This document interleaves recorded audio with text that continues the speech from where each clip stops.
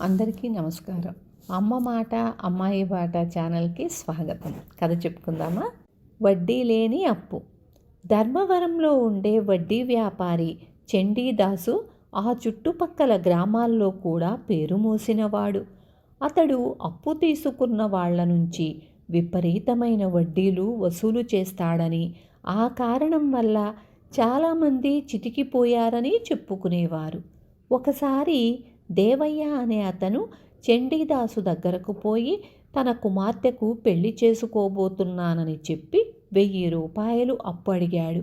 దేవయ్య తన గ్రామస్తుడే కనుక చండీదాసుకు అతడికున్న ఆస్తిపాస్తుల్ని గురించి తెలుసు. నీకు చిన్న పూరి గుడిసె తప్ప మరే ఆస్తి లేదు. తీసుకున్న 1000 రూపాయలు కాదు కదా, దాని వడ్డీ కూడా తీర్చలేవు. నీ గుడిసె విలువ 200కు మించదు. మళ్ళీ ఏనాడు అప్పు కోసం రాకు అన్నాడు చండీదాసు.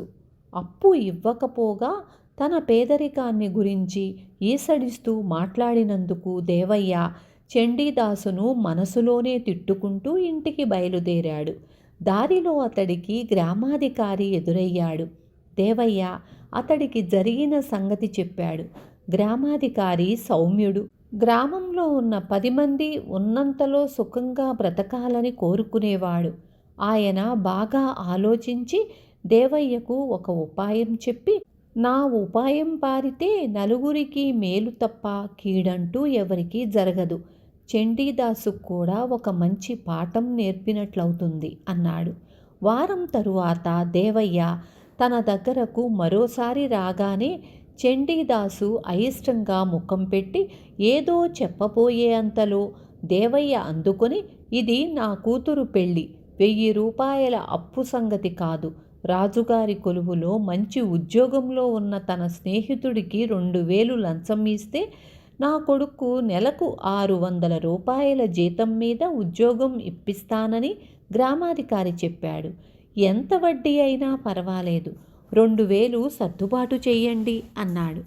చండీదాసు ఒక్క క్షణం ఆశ్చర్యపోయి అంతలోనే ఏదో ఆలోచన రాగా దేవయ్యను గట్టిగా చేదరించుకొని పంపేసి గ్రామాధికారిని చూడబోయాడు. అయ్యా, తమకు రాజుగారి కొలువులో పలుకుబడి గల స్నేహితుడున్నట్లు ఈ మధ్యనే తెలిసింది.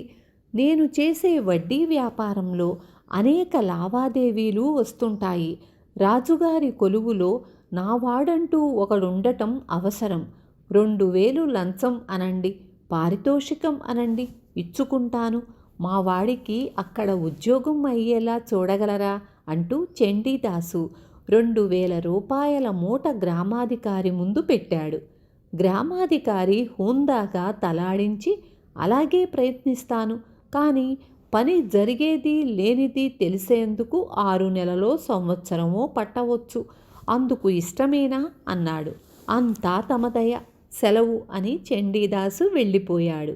గ్రామాధికారి ఆ మర్నాడే దేవయ్యకు 1000 రూపాయలిచ్చాడు. మిగిలిన 1000 రూపాయలు కాడెద్దుల్ని కొనేందుకు డబ్బు లేక అవస్థపడుతున్న ఒక రైతుకు తక్కువ వడ్డీకి అప్పు ఇచ్చాడు. ఆ తరువాత చండీదాసు రాజుగారి కొలువులో తన కొడుకు ఉద్యోగం మాట ఏమిటంటూ గ్రామాధికారి చుట్టూ అనేక మార్లు తిరిగాడు. ప్రతిసారి గ్రామాధికారి తన స్నేహితుడు గట్టిగా ప్రయత్నిస్తున్నాడని, పని జరిగే అవకాశం ఉన్నదని సర్ది చెప్పి పంపుతూ ఉండేవాడు. ఇలా సంవత్సరం గడిచింది. గ్రామాధికారి దగ్గర 1000 రూపాయలు అప్పు తీసుకున్న రైతు ఒకనాడు ఆయన ఇంటికి వచ్చి, తమరు ఆపదలో నన్ను ఆదుకున్నారు. మంచి తరుణంలో ఎడ్లను కొనుక్కోగలిగాను. వ్యవసాయం లాభసాటిగా సాగింది. తమరిచ్చిన 1000 రూపాయలు, దాని వడ్డీకి మరికొంత కలిపి 2000 ఇస్తున్నాను అని డబ్బిచ్చి వెళ్ళిపోయాడు.